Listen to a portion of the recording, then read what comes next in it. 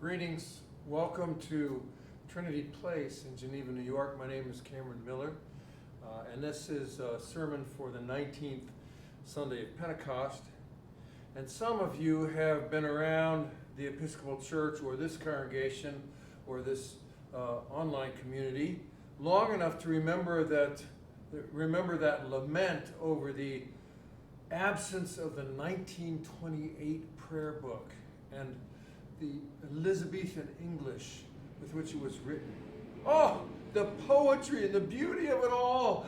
A sense of grief gushed. Some even had a sorrowful sadness about the missing Victorian language of those awful new hymns we have. This was, of course, quite a while ago. But I can confess to kind of eternally rolling my eyes whenever I heard those laments. And don't get me started on the King James Version of the Bible, because it's a horrible translation. You know, those horses are out of the barn, thank goodness. I have zero interest in rehabilitating 16th century British culture and religion. In fact, the further we can outrun that past, the better. The readings today conjure up a basic conflict between our British ancestors and the Bible that they corrupted. It is a conflict between a radical first century Palestinian peasant and a well-educated upper-class culture of Britain that had a lust for the appearance of order, as long as they were on top. It is a conflict between British Enlightenment thinkers who cherished so-called pure reason that defined a well-ordered universe, with ordinary 21st century people like us, whose brains are crowded with information and whose growing sense of chaos pushes us to question the supremacy of reason. It is a conflict between the perspectives of biblical people, who mostly experience the harsh margins of powerlessness and violence at the hands of empires, and Imperial England that raped indigenous cultures in pursuit of colonization. Painfully, we also remember that colonialism had a willing partner in the Church of England because it confused Christian faith with British and European civilization. The language of worship and theology that the Episcopal Church inherited from England is a domesticated religion that cleansed the conscience and stands in conflict with the radicalism of Jesus in particular and the Bible in general. Not to put too fine a point on it. Now, this is an old story, which you've heard me yammer about many times before. I can't help it, because today's readings require it. But I also think that it has an added word for us here at Trinity Place, if you're part of this larger community in 2022. And I'll say more about that in a minute. So, I'm picking on our British past, but it's also true that European civilization, from the Roman Empire to German theologians, all engaged in the domestication of Christianity. They had to, because the Bible, particularly the wisdom and prophetic traditions, of which Jesus is a part, is radically subversive to what they brought to the table. Biblical Christianity is subversive to imperial culture, regardless of who the emperor is. Where we would add refinement, the Bible is coarse. Where we would add gentleness, the Bible is militant. Where we would add reason, the Bible never considered it. And where we would translate into proper English, the Bible speaks in vernacular. Enter Jacob and Jesus. Jesus, like the sages and the prophets before him, argued and wrestled with God, and in the process sometimes changed God's mind. Now, our Enlightenment ancestors, standing inside the windowless cube of reason, could not imagine a God who ever changed anything, especially God's own mind.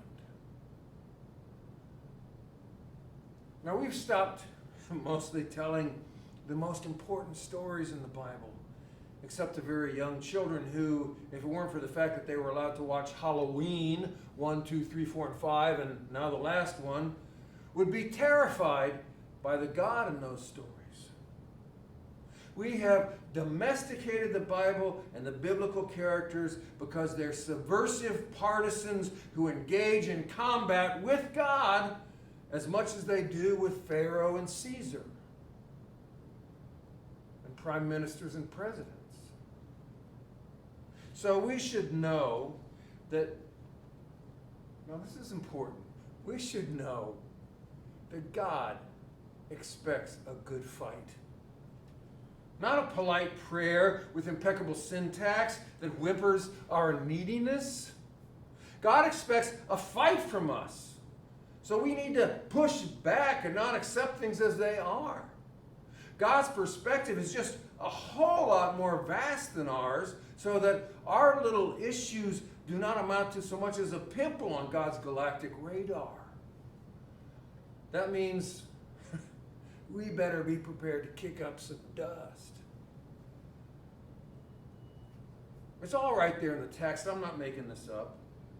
All we have to do is pay attention to it. In our polite, well-educated, and culturally filtered version of Luke's story, the judge says, this is the RSV version, "I will grant her justice so that she may not wear me out with her continual coming."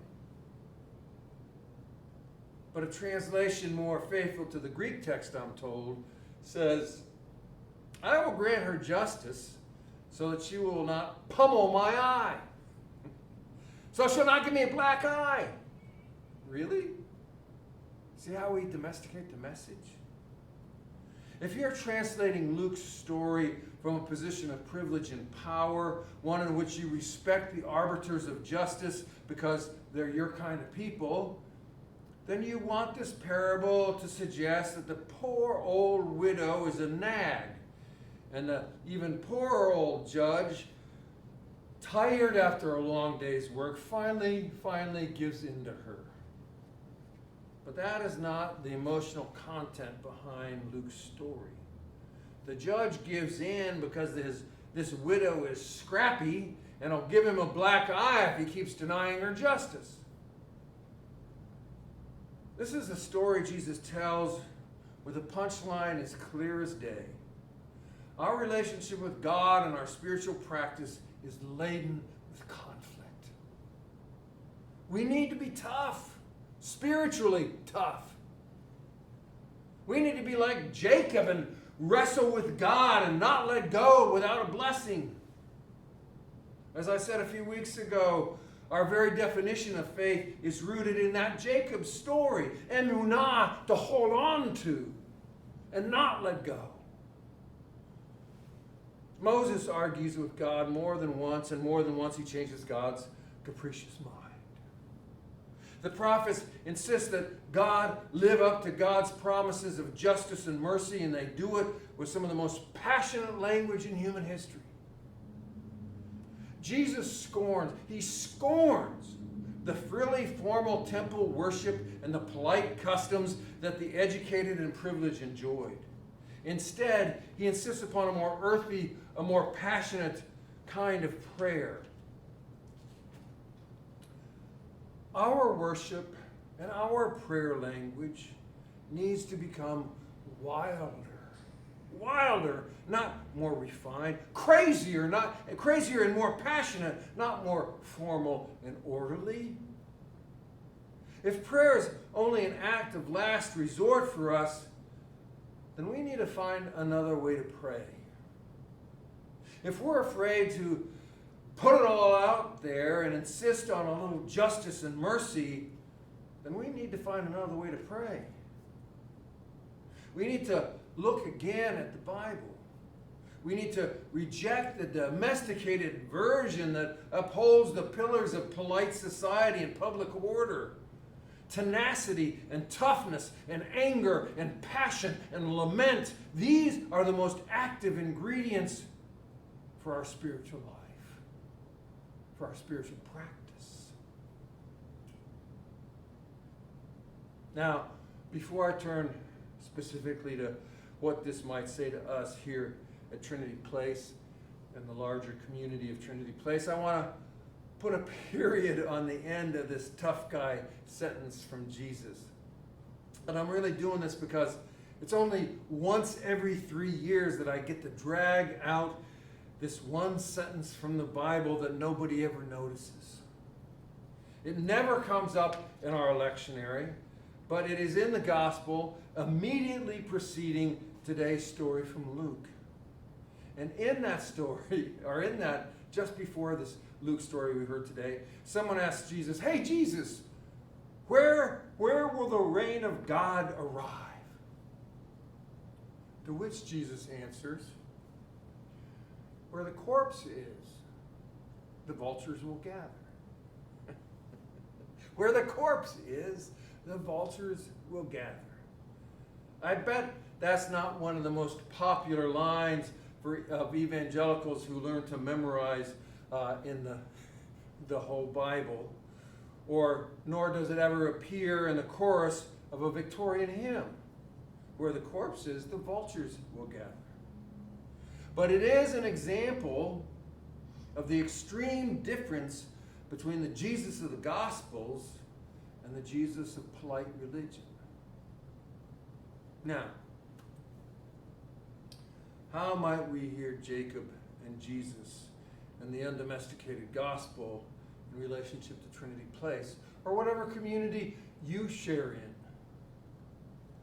What I would say is that we need to stop thinking about church as the model for what we are.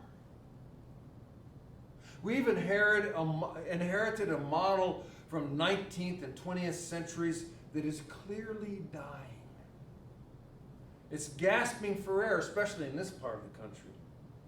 Church, as we imagine it, is a corpse where the vultures are gathering.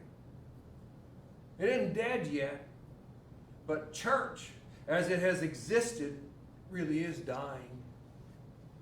What form it will take next is not clear, and we may be here a pioneer for that next thing. I mean, here at Trinity Place, we already made a radical break by giving up our building and believing that we could be church without owning property. But that was only one skin that we needed to shed. Now, I don't pretend to know what travels in the future and what gets left behind, but I am convinced that the form and the model we have known and that we haven't really let go of yet is one of those skins that we need to consider shedding. Well, that's a lot to digest, isn't it? A tougher relationship with God that includes conflict and an even more dramatic separation from our past with how we do and be church. But I know you didn't come here to be put to sleep.